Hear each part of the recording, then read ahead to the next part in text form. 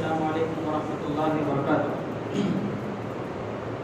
ان الحمد للہ نحمده ونستعینه ونستغفره ونعوذ باللہ من شرور انفسنا ومن سیئات اعمالنا، من يهده الله فلا مضل له ومن يضلل فلا هادي له، واشهد ان لا اله الا الله وحده لا شريك له، واشهد ان محمدا عبده ورسوله، اما بعد فاعوذ بالله السميع العليم من الشيطان الرجيم من همزه ونفخه ونفسه، بسم الله الرحمن الرحيم۔ يا ايها الذين امنوا اتقوا الله حق تقاته ولا تموتن الا وانتم مسلمون۔ يا ايها الناس اتقوا ربكم الذي خلقكم من نفس واحدة وخلق منها زوجها وبث منهما رجالا كثيرا ونساء، واتقوا الله الذي تساءلون به والأرحام إن الله كان عليكم رقيبا۔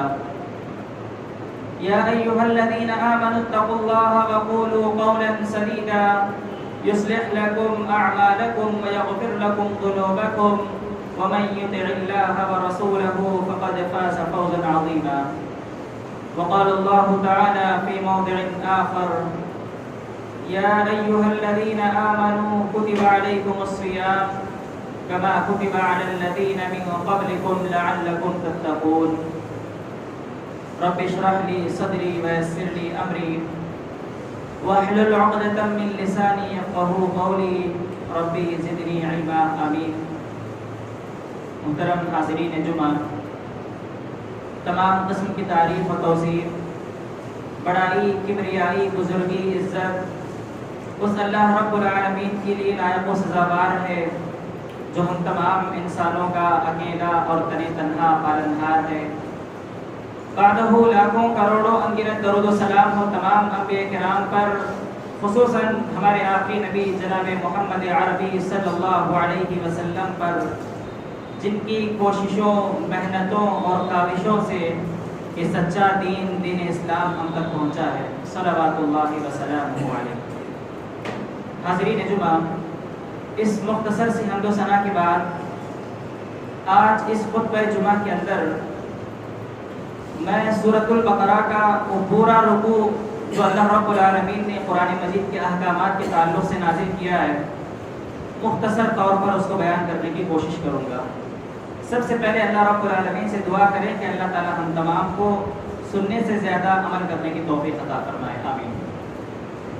حاضرین جمعہ، ہم تمام اس بات سے بخوبی واقف ہیں کہ رمضان کا مہینہ آ چکا ہے، اور یہ زندہ لوگوں کے لیے بہت بڑی خوش نصیبی کی بات ہے کہ رمضان ہمیں مل چکا ہے۔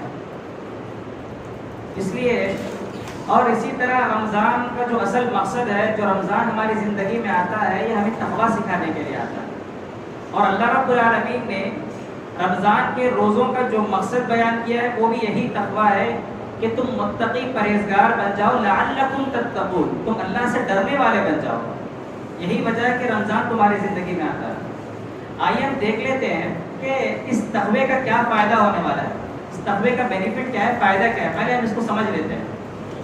ایک حدیث ہے، غالباً راوی ابو ذر غفاری رضی اللہ تعالیٰ عنہ ہے، فرماتے ہیں کہ اللہ کے نبی صلی اللہ علیہ وسلم نے پرسنلی مجھ سے کہا، خاص طور پر اللہ کے نبی نے مجھ سے کہا، قال علی رسول اللہ صلی اللہ علیہ وسلم یا ابا ذر اتق اللہ حیثما کنت، اے ابو ذر تم جہاں کہیں بھی رہو اللہ رب العالمین کے تقوی اختیار کرو، اللہ رب العالمین سے ڈرتے رہا کرو۔ دکان میں ہو تو بھی اللہ سے ڈرو، مکان میں ہو تو بھی اللہ سے ڈرو، کسی راستے پر چل رہے ہو تو بھی اللہ سے ڈرو، کسی سے جھگڑا کر رہے ہو، جھگڑا کے درمیان بھی تم اللہ سے ڈرو، یا پھر کسی سے کوئی چیز خرید رہے ہو، بیچ رہے ہو، بائی اینڈ سیل، ایسے معاملے میں بھی تم اللہ رب العالمین کا تقویٰ اختیار کیا کرو۔ ذرا تصور کرو میرے بھائیو، اگر انسان ان ساری جگہوں میں اللہ رب العالمین سے ڈرے، جیسا کہ اللہ کے نبی نے کہا اتق اللہ حیثما کنت، جہاں کہیں بھی رہو اللہ رب العالمین سے ڈرو، تو اس کی زندگی بدل کر رہ جاتی ہے۔ آئیے سب سے پہلے ہم جان لیتے ہیں کہ تقویٰ کیا ہے، تقویٰ کس چیز کا نام ہے، واٹ از تقویٰ۔ اگر آپ ابن کثیر، جو علامہ عماد الدین رحمہ اللہ کی کتاب ہے تفسیر ابن کثیر، آپ اس کو اٹھا کر دیکھیں گے تو انہوں نے تقوی کی بڑی جامع تفسیر بیان فرمائی. انہوں نے ایک مثال کے ذریعے ایک مرتبہ عمر بن خطاب رضی اللہ تعالیٰ عنہ ابی بن کعب رضی اللہ تعالیٰ عنہ کے پاس جاتے ہیں اور جا کر کہتے ہیں کہ اے ابی ذرا مجھے بتاؤ کہ تقوی کس چیز کا نام، تقوی کے معنی کیا ہے، آخر تقوی کس کو بولتے ہیں؟ تو ابی بن کعب رضی اللہ تعالیٰ عنہ جیسا کہ میں نے کہا یہ قرآن کے بہت بڑے ماہر تھے، عربی کے چھوٹی سی چھوٹی چیز بھی ان سے پوشیدہ نہیں تھی، عربی کے رموز سے تک یہ لوگ حضرت ابی بن کعب واقف تھے، اتنے زیادہ عربی کے ماہر تھے. عمر بن خطاب رضی اللہ تعالیٰ عنہ جب ان کے پاس جا کر پوچھے تو انہوں نے ایک مثال کے ذریعے ایک ایگزامپل کے ذریعے انہیں سمجھایا کہ تقوی کس کو کہتے ہیں. ابی بن کعب نے کہا کہ اے عمر ذرا امیجن کرو، ذرا سوچو سمجھو کہ تم ایک ایسے راستے پر چل رہے ہو جس کے دونوں طرف کانٹے، دائیں بھی کانٹے بائیں بھی کانٹے، لیفٹ رائٹ دونوں جانب کانٹے دار درخت ہے اور راستہ بڑا تنگ ہے. جس راستے پر تم چل رہے ہو وہ راستہ بھی بڑا تنگ ہے. انہوں نے کہا کہ ٹھیک ہے آگے بتاؤ. تو ابی بن کعب رضی اللہ تعالیٰ عنہ نے کہا اب آپ بتاؤ کہ آپ اس راستے کو کیسے پار کرو گے. ایک راستہ ہے، اس راستے کو جو پورا کا پورا خاردار ہے، کانٹوں سے بھرا ہوا ہے، دائیں بائیں ہر جانب کانٹے ہیں اور جانے کے لیے راستہ تمہارے پاس نہیں ہے، تمہارے پاس وہ ایک ہی راستہ ہے، تم اس راستے سے کیسے گزرو گے؟ تو عمر بن خطاب رضی اللہ تعالیٰ عنہ نے کہا شمرت واشتہدت، سب سے پہلے میں اپنے کپڑوں کو اچھی طرح سمیٹ لوں گا، اس کے بعد دائیں دیکھتے ہوئے بائیں دیکھتے ہوئے لیفٹ رائٹ اور آگے دیکھتے ہوئے بڑا کیئرفل انداز میں، بڑا احتیاط کے ساتھ کیئرفل انداز میں وہ راستہ خطا کروں گا، اس راستے کو کراس کروں گا. کیونکہ اگر میں راستے پر چل جاؤں ادھر ادھر نہ دیکھوں تو ہو سکتا ہے کہ میرے کپڑے کسی کانٹے میں الجھ جائیں، کوئی کانٹا میرے کپڑوں میں چبھ جائے، اسی لیے میں کپڑوں کو اچھی طرح سمیٹ کر دونوں طرف دیکھتے ہوئے بڑا کیئرفل انداز سے وہ راستہ پار کروں گا. تو ابی بن کعب رضی اللہ تعالیٰ عنہ نے کہا کہ تقوی کا بھی یہی مفہوم ہے، ایز اٹ از یہی معنی ہے تقوی کا بھی. یوں سمجھو کہ جب انسان چھوٹے سے جب بڑا ہو جاتا ہے، جب بلوغت کی عمر کو پہنچ جاتا ہے تو ایک ایسے راستے پر چلا جاتا ہے جس کے دونوں طرف کانٹے کانٹے ہیں، خواہشات نفس کے کانٹے، حرص و ہوس کے کانٹے، حرام خوری کے کانٹے، حرام چیزوں کے کانٹے اس راستے کے دونوں جانب لگے ہوئے ہیں اور وہ انسان اس راستے پر چل رہا ہے. اگر اس کو راستہ کراس کرنا ہے تو بڑا کیئرفل ہو کر بڑے احتیاط کے ساتھ اس کو راستہ کراس کرنا ہے. تو لہٰذا میرے بھائی اتنی جامع تفسیر حضرت ابی بن کعب رضی اللہ تعالیٰ عنہ نے تقوی کی ہے. تو لہٰذا اگر یہ تقوی کسی انسان کی زندگی میں آ جائے تو اس انسان کی زندگی بڑی عجیب ہو جاتی ہے. وہ اپنی زندگی کے اندر اپنا ہر قدم بڑے احتیاط کے ساتھ ڈر ڈر کر رکھے گا، اپنا ہر قدم پھونک پھونک کر رکھے گا اور یہ سمجھے گا کہ اگر میں یہ قدم جو رکھ رہا ہوں، یہ جو اسٹیپ میں لے رہا ہوں، کہیں اللہ اس سے ناراض تو نہیں ہو رہا ہے، کہیں میں اللہ کی نافرمانی تو نہیں کر رہا ہوں. تو بندہ ہر معاملے کے اندر ڈرتے ہوئے اپنی زندگی کو آگے بڑھائے گا. ایسے انسان کی زندگی ایک مرتب ہو جائے گی، منظم ہو جائے گی، ایک سسٹمائز بن جائے گی، ایک سسٹم کے تحت اس کی زندگی چلنا شروع ہو جائے گی. تو لہٰذا میرے بھائی، اور جس انسان کی زندگی میں یا پھر جس انسان کی زندگی ایک سسٹم کے تحت چلنا شروع ہو جائے وہ انسان بڑا خوش نصیب ہے. کیونکہ اور یہ انسان یہی چیز دنیا سے لے کر جائے گا اللہ رب العالمین کے پاس، تو یہی وہ بنتا ہے جو جنت کا وارث بنا دیا جانے والا ہے. اللہ رب العالمین نے قرآن مجید کے اندر کہا وَتِلْكَ الْجَنَّةُ الَّتِي نُورِثُ مِنْ عِبَادِنَا مَنْ كَانَ تَقِيًّا. یہ جو جنت دیکھ رہے ہو نا، اس کا وارث ہم اپنے ان بندوں کو بنانے والے ہیں جن کے دلوں میں تقویٰ ہوگا، جو ہر معاملے میں مجھ سے ڈرنے والے ہوں. اور میرے بھائیو، اس آیت کے اندر اللہ رب العالمین نے ایک بہت زبردست پوائنٹ بیان کیا جس کو مجھے اور آپ کو سمجھنے کی ضرورت ہے. وہ یہ کہ اللہ رب العالمین نے مجھ سے اور آپ سے یہ نہیں کہا کہ اگر تم تقویٰ لے کے آؤ گے تو میں تمہیں جنت دوں گا. اللہ نے یہ نہیں کہا. اللہ نے کہا کہ میں تمہیں جنت کا وارث بنا دوں گا. اور یہ وراثت جو ملتی ہے نا، فری میں ملتی ہے، بغیر محنت کے ملتی ہے. مثال کے طور پر باپ مر گیا، بہت زیادہ جائیداد پراپرٹی کما لیا، باپ کے مرنے کے بعد ساری کی ساری پراپرٹی جو جاتی ہے وہ بیٹے کو ملتی ہے. محنت باپ کرتا ہے، اس پراپرٹی پہ راج اس کا بیٹا کرتا ہے. بغیر محنت کے، بغیر کوشش کے کسی مال کا ہاتھ آ جانا، اس کو کہتے ہیں وراثت.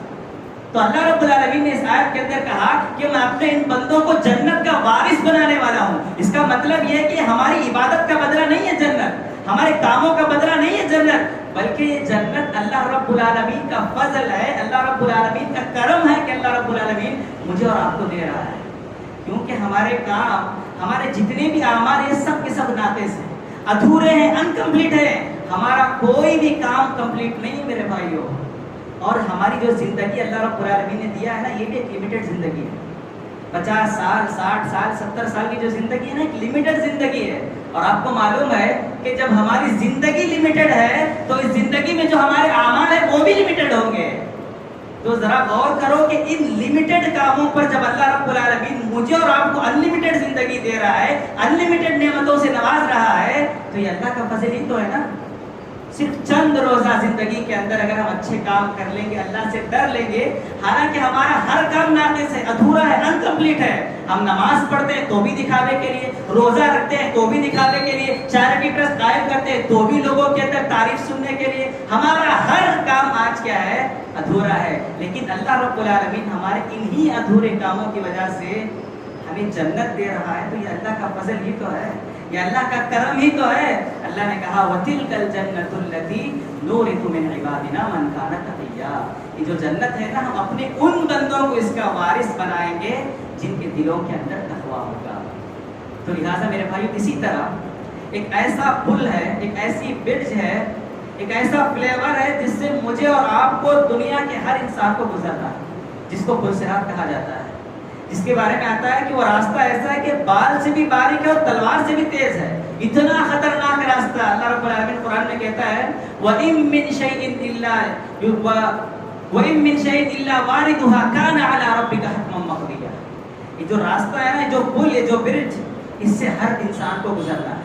وَكَانَ عَلَىٰ رَبِّكَ حَتْمًا مَقْضِيًّا. اور یہ ہمارا حتمی فیصلہ ہے اور یہ ہمارا فائنل ڈیسیجن ہے. میں اپنا ڈیسیجن کبھی چینج کرنے والا نہیں ہوں. ہر جاندار کو، ہر انسان کو اس راستے سے گزرنا ہی ہوگا. اور یہ راستہ اتنا خطرناک ہے میرے بھائیوں، نیچے جہنم ہے، پوری کی پوری جہنم. اس جہنم کے اوپر یہ راستہ بچھایا جائے گا. آپ کو بال نظر آتا ہے؟ اس بال سے بھی باریک ہے اور تلوار سے بھی تیز ہے. اتنا خطرناک راستہ جہنم کے اوپر بچھایا جائے گا. اور اللہ کہتا ہے وَإِن مِّنكُمْ إِلَّا وَارِدُهَا. اس راستے پر ہر انسان کو گزرنا ہوگا. اور یہاں تک کہ ہمارے نبی صلی اللہ علیہ وسلم، جن کے اگلے پچھلے سارے گناہ معاف ہیں، یہ راستہ کراس کرتے ہوئے وہ کہہ رہے ہوں گے ربی سلم ربی سلم، اے میرے پروردگار میری حفاظت کر لے، اے میرے اللہ میری حفاظت کر لے. جب ہمارے نبی کا یہ عالم ہوگا تو میرے بھائیو سوچو میرے اور آپ کا کیا عالم ہونے والا ہے. اللہ رب العالمین نے اسی آیت کے اندر آگے بیان فرمایا ثم ننجی الذین اتقوا. جن کے دلوں میں تقویٰ ہوگا، جو مجھ سے ڈرنے والے ہوں گے، ننجی الذین، ہم ایسے لوگوں کو نجات دے دیں گے، ہم ایسے لوگوں کو یہ راستہ آسانی سے پار کروا دیں گے. تو لہٰذا مجھے اور آپ کو پتا چلا. اور آگے اللہ نے کہا وَنَذَرُ الظَّالِمِينَ فِيهَا جِثِيًّا.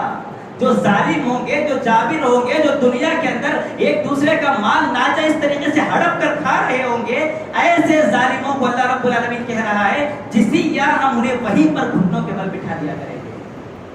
تو لہٰذا میرے بھائی، اتنا خطرناک پل جو مجھے اور آپ کو کراس کرنا ہے، اس کو کراس کر کے اگر مجھے اور آپ کو جنت کا وارث بننا ہے تو میرے اور آپ کے دل کے اندر تقوی کا ہونا بہت ضروری ہے. مجھے اور آپ کو اللہ رب العالمین سے ڈرنا بہت ضروری ہے. یہ روزے کا سب سے پہلا مقصد ہے میرے بھائیو، لعلکم تتقون، تاکہ تم متقی بن جاؤ، پرہیزگار بن جاؤ، اللہ سے ڈرنے والے بن جاؤ.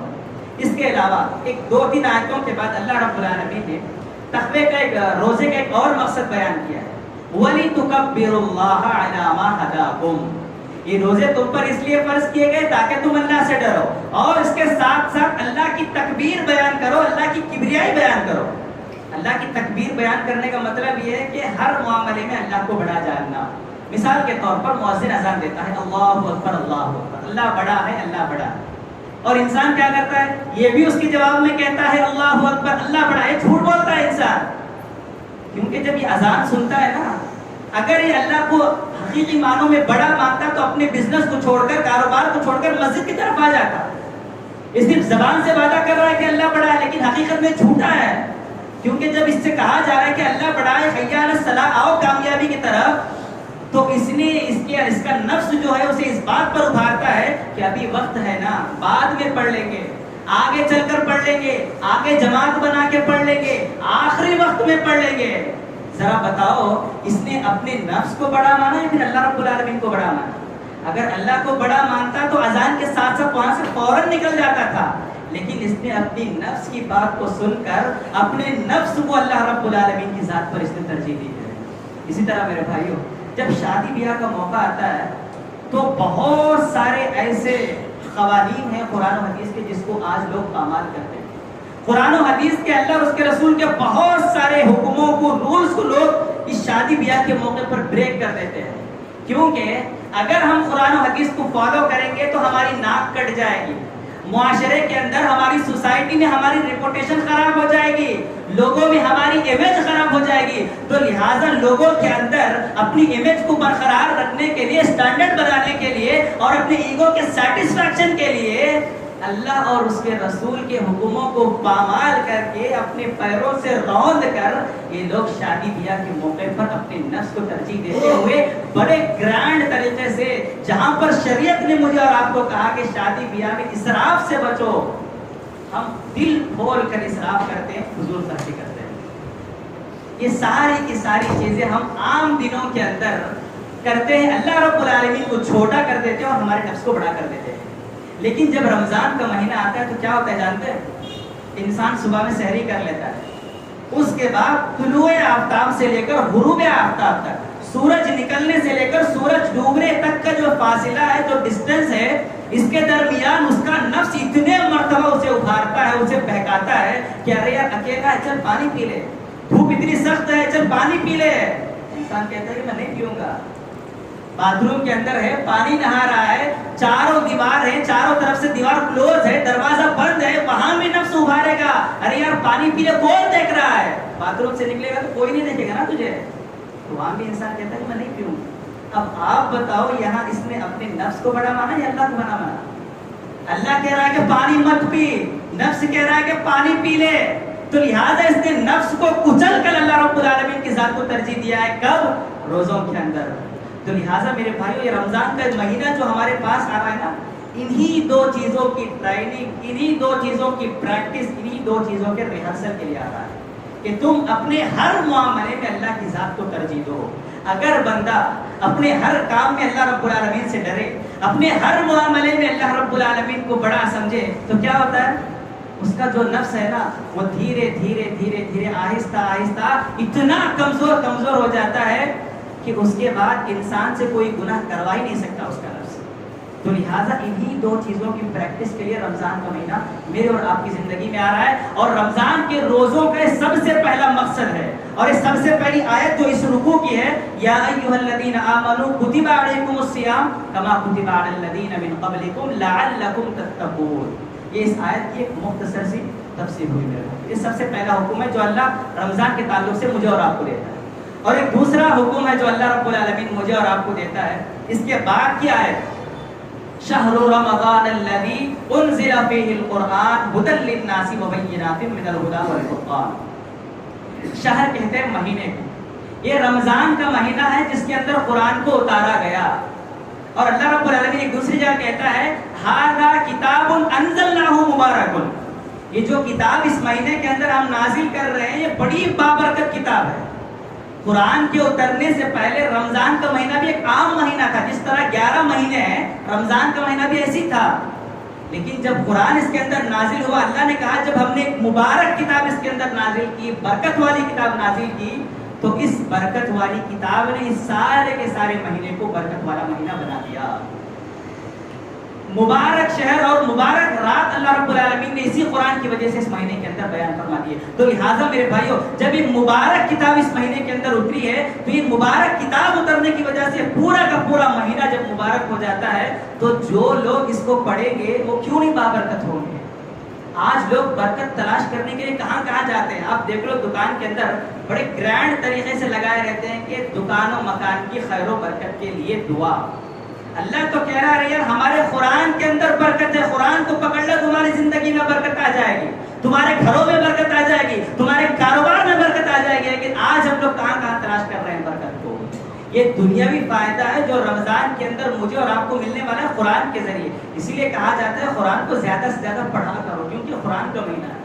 یہ تو دنیاوی فائدہ ہوا، اور جو اخروی فائدہ ہے ہماری آنکھوں کے بند ہونے کے بعد، ہمارے دل کی دھڑکنوں کے رک جانے کے بعد اس کا جو بینیفٹ ہے، جو فائدہ ہے، معلوم ہونے والا ہے۔ جیسے لوگ ہمیں دفن کر کے آ جاتے ہیں قبر کے اندر، اگر وہ انسان مومن ہوا ہوگا، اپنی زندگی میں قرآن کی تلاوت کیا ہوگا، سونے سے پہلے سورۃ الملک کی تلاوت کیا ہوگا، تو اللہ کے نبی صلی اللہ علیہ وسلم گارنٹی دیتے ہیں کہ یہی سورۃ الملک اس کو دفنانے کے بعد قبر کے اندر قبر کے عذاب سے اس کی حفاظت کرے گا۔ خبر سے لے کر مرنے سے لے کر خبر سے لے کر حشر تک، اور حشر سے لے کر جنت میں جانے تک قرآن اس کا ساتھ رہے گا۔ اسی لیے اللہ کے نبی صلی اللہ علیہ وسلم نے کہا اقرأوا القرآن فإنه يأتي يوم القيامة شفيعا لأصحابه۔ اے میرے لوگوں، قرآن کو زیادہ سے زیادہ پڑھا کر لیا کرو، قرآن کو دنیا کے اندر اپنا دوست بنا لو، کیونکہ کل قیامت کے دن یہ قرآن تمہیں اپنا دوست بنا لے گا۔ اس آیت کے اندر اللہ کے نبی نے اصحابی کا ورڈ یوز کیا ہے۔ اصحاب کس کو بولتے جانتے ہیں؟ صاحب بولتے ہیں جو دکھ درد میں ساتھ ہو، دونوں حالت میں، خوشی میں بھی ساتھ ہو، غمی میں بھی ساتھ ہو، ایسے انسان کو صاحب کہا جاتا ہے۔ اللہ نے خود قرآن میں اس کا یہ ورڈ یوز کیا ہے، اَنَّا يَكُونُ لَهُ وَلَدٌ وَلَمْ تَكُنْ لَهُ صَاحِبَةٌ۔ اللہ کے بچے کیسے ہو سکتے ہیں، اللہ کی اولاد کیسے ہو سکتی ہے جبکہ اس کی بیوی ہیج نہیں، اس کی عورت ہیج نہیں، اس کی وائف ہیج نہیں، تو اللہ کے بچے کیسے ہو سکتے ہیں؟ آپ کو معلوم ہے کہ جو بیوی ہے وہ شوہر کے دکھ درد ہر اس میں ساتھ رہتی ہے، تو اس سے بات پتہ چلتی ہے کہ اگر کوئی انسان دنیا کے اندر قرآن کو اپنی زندگی کے ہر معاملے میں اگر اپنا لیتا ہے، اپنا دوست بنا لیتا ہے، تو قرآن وعدہ کرتا ہے کہ میں مرنے سے لے کر جنت میں جانے تک اللہ رب العالمین سے لڑ کر تمہاری سفارش کر کے میں تمہیں جنت میں داخل کرواؤں گا۔ تو لہٰذا میرے بھائیوں، یہ رمضان کا مہینہ اسی قرآن سے خاص کر دیا گیا ہے، تو زیادہ سے زیادہ رمضان کے مہینے میں قرآن کی تلاوت کرنے کی کوشش کر لیا کریں۔ ایک سسٹم بنا لے قرآن کو پڑھنے کا، دو طریقے۔ ایک طریقہ کیا ہے؟ ایسی قرآن کو پڑھ لیا کریں جیسے سراسر الف لام میم ذالک الکتاب لا ریب فیہ ھدی للمتقین۔ اور دوسرا سسٹم کیا ہے؟ قرآن کو سمجھ کر پڑھنا، کیونکہ بغیر سمجھے کوئی فائدہ نہیں ہے قرآن کا۔ قرآن کو سمجھ کر پڑھنا، اس کے ٹرانسلیٹ کے ساتھ پڑھنا، اس کی تفسیر کے ساتھ پڑھنا ہے قرآن کو، تبھی جا کر مجھے اور آپ کو فائدہ پہنچے گا، مجھے اور آپ کو معلوم ہوگا کہ اس کتاب کے اندر کیا ہے جو 30 پاروں پر مشتمل ہے۔ ہم لوگ سمجھتے ہیں کہ بس ایک ٹیکسٹ ہے، ٹیکسٹ بک ہے جو لکھی ہوئی ہے، اس کا فائدہ مجھے اور آپ کو نہیں معلوم ہو رہا ہے۔ آپ اگر اس کی حقیقت جاننا چاہتے ہیں تو ان لوگوں سے پوچھ لو جو خبر میں ہیں، سو رہے ہیں، وہ لوگ تڑپ رہے ہیں اس قرآن کے لیے، اگر ہم دنیا میں پڑھ لیتے تو آج یہ عذاب ہمیں نہیں ہوتا تھا۔ تو لہٰذا میرے بھائیوں، اللہ نے مجھے اور آپ کو زندگی دے کر پھر ایک مرتبہ ہماری زندگی میں رمضان لا کے ہمیں ایک موقع دے رہا ہے، ایک چانس دے رہا ہے کہ تم اپنی مغفرت کروا لو، اپنے گناہوں کی معافی اس رمضان کے ذریعے، اس قرآن کے ذریعے تم کروا لو۔ تو لہٰذا یہ مہینہ قرآن کا مہینہ ہے، قرآن کے ساتھ خاص کر دیا گیا ہے۔ اللہ رب العالمین نے روزوں کے بعد اسی آیت کو نازل کیا ہے، شہر رمضان الذی انزل فیہ القرآن۔ اس کے بعد ایک 2-3 آیتیں ہیں جس میں اللہ نے ایک مہینے کے روزے فرض کیے، رمضان کے روزے۔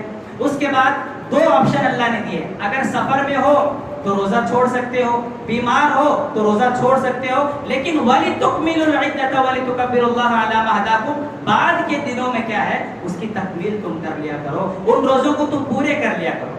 روزوں کا بیان جیسے ہی ختم ہوتا ہے اس کے بعد ایک دوسری آیت شروع ہوتی ہے اسی رمضان کے متعلق، وہ ہے دعا۔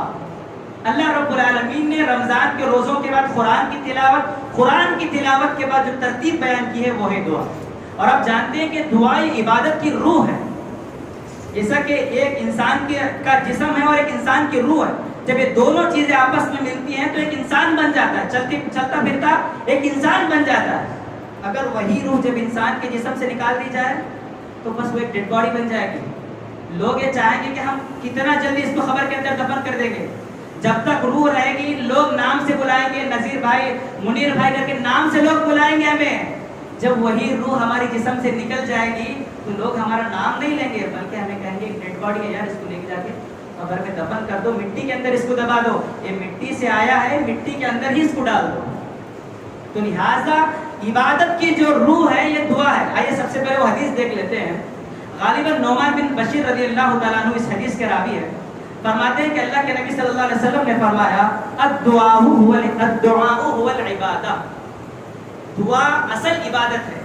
دعا عبادت کی اصل یہی دعا ہے. اللہ کے نبی صلی اللہ علیہ وسلم نے فرمایا. اور آپ اس آیت کو دیکھیں کہ جو شہر رمضان الذی کے بعد اتری ہے وہ یہی کہ وَإِذَا سَأَلَكَ عِبَادِي عَنِّي فَإِنِّي قَرِيبٌ. اے نبی اگر یہ لوگ تم سے آ کے سوال کرے میرے بارے میں کہ اللہ کہاں پر ہے تو آپ ان سے کہہ دیجئے فَإِنِّي قَرِيبٌ, بے شک میں ان سے بہت قریب. اجیب دعوت الداعی اذا دعانی فلیستجیبوا لی ولیؤمنوا بی. اگر کوئی انسان مجھ سے دعا کرنا چاہتا ہے, مجھ سے کچھ پوچھنا چاہتا ہے تو آئے مجھ سے دعا مانگے, میں فوراً اس کا جواب دوں گا. اذا دعانی فلیستجیبوا لی, جیسے ہی وہ دعا کرے گا میں فوراً اس پر ریسپانس ہو جاؤں گا, اس کا جواب دے دوں گا. اللہ رب العالمین یہاں پر رک کر ایک مسئلہ سمجھے. دنیا کے اندر لوگ کیا کرتے ہیں, درگاہوں پہ جاتے ہیں, قبروں پر جاتے ہیں, مزاروں پر جاتے ہیں. جب ہم ان سے پوچھتے ہیں کہ ارے کیوں جاتے ہو خبروں پر, تو بڑی آسانی سے جواب دیتے ہیں کہ ارے ہم تو گنہگار ہیں, ہم تو گناہوں کا پتلا بنے ہوئے ہیں, ہم کیسے اللہ سے ڈائریکٹ دعا کریں, اللہ سے کیسے ڈائریکٹ دعا مانگے, ہم تو ان کے وسیلے سے اللہ سے دعا مانگتے ہیں. ان کا وسیلہ لے کر ہم کیا کرتے ہیں, اللہ رب العالمین سے دعا کرتے ہیں تاکہ وہ ہماری دعا کو اللہ تک پہنچا دے. اور اس کے اندر ایک ایگزامپل بھی بڑی فیمس ہے. لوگ کہتے ہیں کہ ایک بہت بڑا کنواں ہے, ایک پوڑی ہے اور پانی بہت نیچے ہے اس کے. اگر اس کو پانی لینا ہے تو کیا کرنا, ایک رسی لینا ہے اور ایک بندی کو بند کر اس کے اندر جب ڈالیں گے تو اس کے ذریعے پانی جب ہم لیں گے تو پی سکیں گے. تو لہٰذا رسی ایک وسیلہ ہے اور بندی ایک وسیلہ ہے. بالکل اسی طرح اللہ کی ذات بھی بہت اوپر ہے. ہمارے گناہ, ہماری جو دعا ہے اس تک پہنچ نہیں سکتی. اس تک کون سی دعا پہنچتی ہے, جو اس کے نیک بندے صرف انہی کی دعا اس تک پہنچتی ہے. لوگوں کا یہ عقیدہ بنا ہوا ہے, قبروں کے اندر, مزاروں کے اندر جا کر ان کے سامنے دعائیں کرتے ہیں اور کہتے ہیں کہ ہماری دعاؤں کو اللہ تک پہنچا دو. ان لوگوں کو اتنا تک نہیں معلوم, پانی اگر منہ تک ہو تو پینے میں کیا ہے, اس کے لیے کوئی وسیلے کی ضرورت ہے کیا؟ گلاس میں پانی ہے, ہاتھ میں پکڑے ہوئے ہیں, پینے میں کوئی وسیلہ چاہیے کیا؟ یہ پھر کوئی بندی لے کو ڈبا لینا کہ ہاتھ میں گلاس میں سے, کوئی ضرورت نہیں, لے کے ڈائریکٹ پی سکتے ہیں.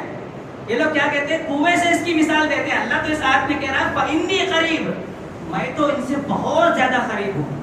اور اس کی تفسیر تو اللہ نے غالباً سورہ تکویر میں کی ہے, وَنَحْنُ سورہ خاف میں غالباً وَنَحْنُ أَقْرَبُ إِلَيْهِ مِنْ حَبْلِ الْوَرِيدِ, میں تو ان کی شہرک سے بھی زیادہ قریب ہوں. تو جو چیز اتنا زیادہ قریب ہو ہم سے, اس کے لیے وسیلے کی کیا ضرورت ہے؟ تو لہٰذا میرے بھائیو, اللہ رب العالمین کہہ رہا ہے وَإِذَا سَأَلَكَ عِبَادِي عَنِّي فَإِنِّي قَرِيبٌ أُجِيبُ دَعْوَةَ الدَّاعِ إِذَا دَعَانِ. جیسے ہی تم لوگ مجھ سے دعا کرو گے, کوئی چیز مجھ سے مانگو گے تو میں فوراً اس چیز کو دینے کے لیے تمہارے لیے تیار ہوں. تو لہٰذا میرے بھائیو, تیسرا حکم ہے جو اللہ رب العالمین مجھے اور آپ کو رمضان کے ذریعے دے رہا ہے, سب سے پہلے روزے رکھا کرو, قرآن کی تلاوت کیا کرو. اس کے بعد تیسری چیز, میرے دربار میں حاضر ہو کر مجھ سے دعائیں کر لیا کرو, اپنے گناہوں کی بخشش مانگ لیا کرو. تم جو بھی چاہو گے میں تمہیں دینے کے لیے تیار ہوں. یہ تیسرا حکم ہے. اور چوتھا حکم جو اللہ رب العالمین نے اس رمضان کے ذریعے مجھے اور آپ کو دیا ہے وہ یہ ہے وَأَنْتُمْ عَاكِفُونَ فِي الْمَسَاجِدِ, میری مسجدوں میں آ کر تم اعتکاف کر لو. اللہ رب العالمین نے چاہتا ہے کہ تم صبح سے لے کر شام تک, فجر میں آتے ہو, ظہر میں آتے ہو, عصر میں آتے ہو, مغرب میں آتے ہو, عشاء میں آتے ہو, یہ بار بار جو میری مسجد میں تم آتے ہو میری عبادت کے لیے, ایسا کرو کہ 10 دن میرے لیے خاص کر لو. یہ بار بار آنا جانا ایک تکلیف کیوں تمہاری؟ مثال کے طور پر اگر ہمیں کوئی انسان بہت زیادہ پسند رہتا ہے جس کو ہم چاہتے ہیں اور وہ ڈیلی ہمارے گھر آتا جاتا ہے تو ہم کیا بولتے ہیں, ارے بھائی کئی کو 4 جہاں ویسٹ ہو, دھوپ میں گاڑی کے سفر, کئی کو آپ کو 10-15 دن ہمارے گھر میں لگے جانا, 10-15 دن رہو کو آرام سے خوشی کے ساتھ ایک ساتھ مل جل کو 10-15 دن کے بعد جا سکتے ہیں تمہیں. اللہ بھی یہ کہہ رہا ہے دن میں 5 دن جو تم آ رہے ہو میرے گھر, فجر, ظہر, عصر, مغرب, عشاء, ایک کئی کو یہ پریشانی, آپ کو 10 دن میرے لیے دے دو. مجھ سے اتنا قریب ہوتے ہیں لیکن اور تھوڑا قریب ہو جاؤ مجھ سے, آخری عشرہ مجھے دے دو. اللہ رب العالمین کہتا ہے وَأَنْتُمْ عَاكِفُونَ فِي الْمَسَاجِدِ, اپنے بزنس کو چھوڑ دو, اپنے گھروں کو چھوڑ دو, اپنے کاروبار کو چھوڑ دو, تمہیں جو چاہیے مجھ سے مانگ لو, میں تمہیں دوں گا. اِذَا دَعَانِ فَلْيَسْتَجِيبُوا لِي, میں تمہاری دعاؤں کو قبول کروں گا. پیسہ چاہیے مجھ سے پوچھو, میں دوں گا. آج لوگ کیا کرتے ہیں, دنیا والوں کے پاس جا کر پیسہ پوچھتے ہیں, وہ لوگ بھی دیتے ہیں, نہیں بولتا, ایک بار دیتے ہیں, 2 بار دیتے ہیں, تیسری بار انسلٹ کرتے ہیں, ارے بھائی جا بیگو سے کھاتا ہے یہاں سے. کہیں کو پوچھتا ہے پیسے بار بار آتا ہے کیا مجھے پوچھنے کے لیے, کیا دوسرے نے ہے کیا, ایسی انسلٹ کرو کیا کر ڈالتے ہیں, دنیا والے بھیج ڈالتے ہیں. لیکن اللہ رب العالمین اس کا اپوزٹ ہے, بندہ بار بار میری دربار میں نہیں آپ کو پوچھا تو اللہ کو غصہ آتا ہے. ایک بار آپ کو پوچھ لیا, 2 بار آپ کو پوچھ لیا, اللہ چاہتا ہے تیسرے بار بالکل نہیں آتا ہے. یہی فرق ہے خالق اور مخلوق میں. اسی لیے ایک انگلش کا ایک مشہور مقولہ ہے, worship the creator not his creation. عبادت جو ہے یہ خالق کی کرو, مخلوق کی نہیں. کریٹر کی کرو, جس نے بنایا ہے اس کی عبادت کرو. مخلوق کی عبادت, کریشن کی عبادت کبھی مت کیا کرو, کیونکہ مخلوق اگر دیتی بھی ہے نا, بڑا احسان جتلا کر دیتی ہے. آج لوگ کیا کرتے ہیں, بڑا احسان جتلاتے ہیں کہ اگر میں نہیں رہتا تو اس کی زندگی کافی چلی جاتی تھی. انہیں کیسی زندگی جیتا تھا کہ میرے رہنے کی وجہ سے, میرے بیک سپورٹ کی وجہ سے آج انہیں وہ اسٹیج میں ہے. اللہ کہتا ہے کہ ارے انہیں دیتا بھی ہے تو لوگوں کے, 4 لوگوں کے سامنے بول لیتا, اور انہیں اپنی طرف سے نہیں دیتا ہے, میرے پاس لیتا اور جا کر تجھے دیتا ہے. مثال کے طور پر دنیا کے اندر ایک کمپنی رہتی ہے, ہم اس سے کوئی چیز پرچیز کرتے ہیں, ڈائریکٹ کمپنی کو ہم کیا ہے وزٹ نہیں کرتے, بیچ میں ایک بروکر رہتا ہے. بروکر کے ذریعے کیا ہے ہم کمپنی کا مال خریدتے ہیں. جب کمپنی کا اونر ہمیں معلوم ہو جائے تو اونر بولتا بروکر کی کیا ضرورت بھائی, ڈائریکٹ میرے پاس آپ کو لے لے, تو جو ڈسکاؤنٹ میں اسے دے تو وہ ڈسکاؤنٹ تجھے بھی دے رہا. اللہ کہتا ہے میرے مخلوق کے پاس لینے کی کیا ضرورت ہے, میری مخلوق تجھے دیتی بھی ہے تو احسان جتا کو دیتی ہے, تیری انسلٹ کر کو دیتی ہے, تو ڈائریکٹ میرے پاس آ کو لے لے. انہیں جیسے میرے پاس آ کو لیا ویسے تو بھی آ کو لے لے میرے پاس. اذا دعانی فلیستجیبوا لی, تم مجھ سے مانگ لو, جو چاہے مانگ لو, میں تمہیں دینے کے لیے تیار ہوں. تو لہٰذا میرے بھائیوں یہ تیسرا پیغام تھا, چوتھا پیغام تھا جو رمضان مجھے اور آپ کو دے رہا ہے. وَأَنْتُمْ عَاكِفُونَ فِي الْمَسَاجِدِ, تم 10 دن اللہ رب العالمین کے لیے خاص کر کے اللہ کے قریب ہو جا کر 10 دن اعتکاف کر لیا کرو. یہ 4 پیغام تھے جو اللہ رب العالمین نے اس آیت کے اندر بیان فرمایا ہے. اور یہ رکوع کا جو اینڈ اللہ رب العالمین نے کیا ہے ایک بڑی خطرناک آیت سے کیا ہے. یہاں تک تو اللہ نے بیان کر دیا کہ رمضان کے روزے فرض کیے گئے, اس میں تمہارا ہی فائدہ ہے. ایک تو دنیاوی فائدہ, جیسا کہ میں نے گزشتہ جمعہ آپ لوگوں کے سامنے بیان کیا کہ سائنٹیفک اعتبار سے ہمارے جسم کی کئی بیماریاں ختم ہو جاتی ہیں, اور دوسرا ہمارے دلوں میں تقویٰ بھی آ جاتا ہے روزوں کے ذریعے. اور دوسری چیز قرآن اگر پڑھ لیں گے تو ہماری زندگی میں برکت, دنیاوی فائدہ. قرآن پڑھ لیں گے تو آخرت کا فائدہ کہ ہماری نجات کا ذریعہ ہے, جہنم کے عذاب سے ہمیں بچا لے گا, جنت میں داخل کر دے گا. اور تیسری چیز دعا جو اللہ رب العالمین نے مجھے اور آپ کو مانگنے کے لیے کہا ہے, اس کے اندر ہمارا دنیا بھی فائدہ ہے اور آخرت میں بھی فائدہ ہے. اور چوتھی چیز جو اللہ رب العالمین نے مجھے اور آپ کو کہا ہے وہ اعتکاف کا, کہ تم رمضان کے اندر 10 دن میرے لیے خاص کر کے آ کے میری مسجد کے اندر اعتکاف کر لیا کرو. یہ ساری چیزوں کا بینیفٹ, فائدہ بیان کرنے کے بعد اللہ رب العالمین نے یہ رکوع کا جو اختتام کیا ہے وہ یہ کہ ان چیزوں کے اندر تم حرام کی ملاوٹ مت کرو, جائز اور ناجائز میں تمیز کر لیا کرو. وَلَا تَأْكُلُوا أَمْوَالَكُمْ بَيْنَكُمْ بِالْبَاطِلِ. یہاں پر قرآن کے احکامات کا اینڈ ہے اسی رکوع کے اندر. اللہ رب العالمین کہہ رہا ہے کہ ساری کی ساری چیزیں تو تم کر لیتے ہو, لیکن اس بات کا خاص خیال رکھنا کہ ساری کی ساری جو دوائیں میں نے تمہیں دی ہیں, دوا یہ اسی وقت کام کرے گی جب تم اس سے پرہیز کرو گے. مثال کے طور پر ڈاکٹر اگر کوئی بیماری آئیڈینٹیفائی کرتا ہے ہماری باڈی سے تو کہتا ہے کہ یہ چیزیں تجھے پرہیز کرنا ہے, گوشت نہیں کھانا, پلا نہیں کھانا, میٹھا نہیں کھانا. اس کے بعد میڈیسن لکھ کے دیتا ڈاکٹر. کیا بولتا, یہ چیزیں تو چھوڑے تو یہ میڈیسن ورک کرتی, اگر یہ چیزیں بھی ساتھ میں کھاتا ہے, یہ میڈیسن بھی لیتا ہے تو تیری بیماری نہیں جاتی. تو اللہ بھی کہتا ہے یہ روزے, یہ قرآن کی تلاوت, یہ دعا, یہ اعتکاف جو ہے ایک میڈیسن کی طرح ہے. یہ اسی وقت ورک آؤٹ ہوں گے جب تم حرام چیزوں سے بچو گے, حرام کا لقمہ اپنے پیٹ میں نہیں ڈالو گے, اسی وقت یہ ساری کی ساری چیزیں ورک کریں گی. وَلَا تَأْكُلُوا أَمْوَالَكُمْ بَيْنَكُمْ بِالْبَاطِلِ.